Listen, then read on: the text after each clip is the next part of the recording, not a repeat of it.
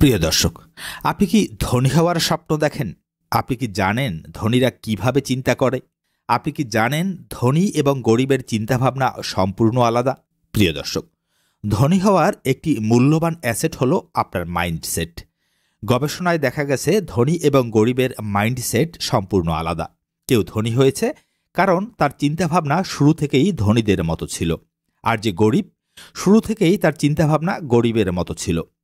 আপনার আজকের চিন্তাভাবনাই বলে দেবে আপনি ভবিষ্যতে ধনী হতে পারবেন নাকি গরিবই থেকে যাবেন।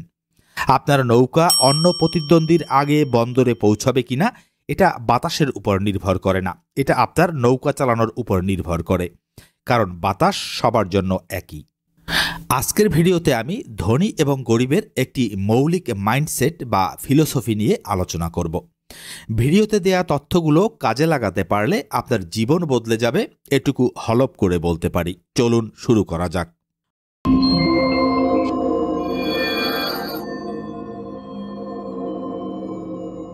ধনীদের একটা বড় মাইন্ডসেট হলো তারা দীর্ঘমেয়াদী চিন্তা ভাবনা করে।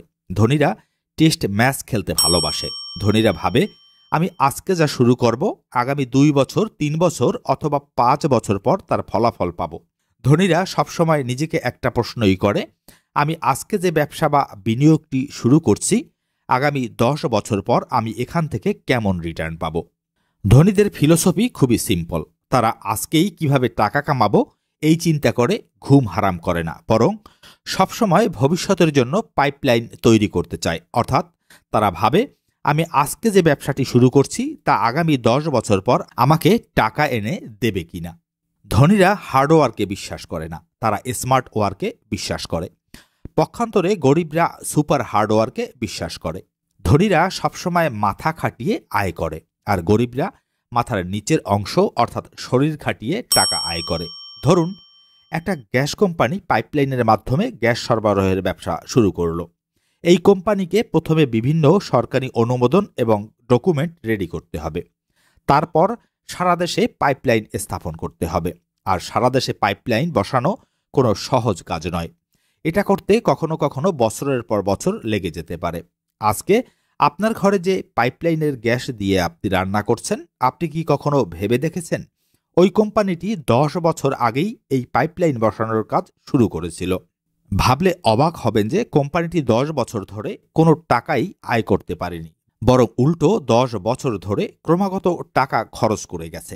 কোম্পানিটি 10 বছর ধরে কোনো রকম রিটার্ন না পেয়েই ক্রমাগত 3টি জিনিসে বিনিয়োগ করে গেছে, আর তা হলো এফোর্ট, টাইম এবং মানি। এটাই হলো ধনীদের মাইন্ডসেট বা ফিলোসফি। তারা কখনোই নগদ লাভের কথা ভাবে না।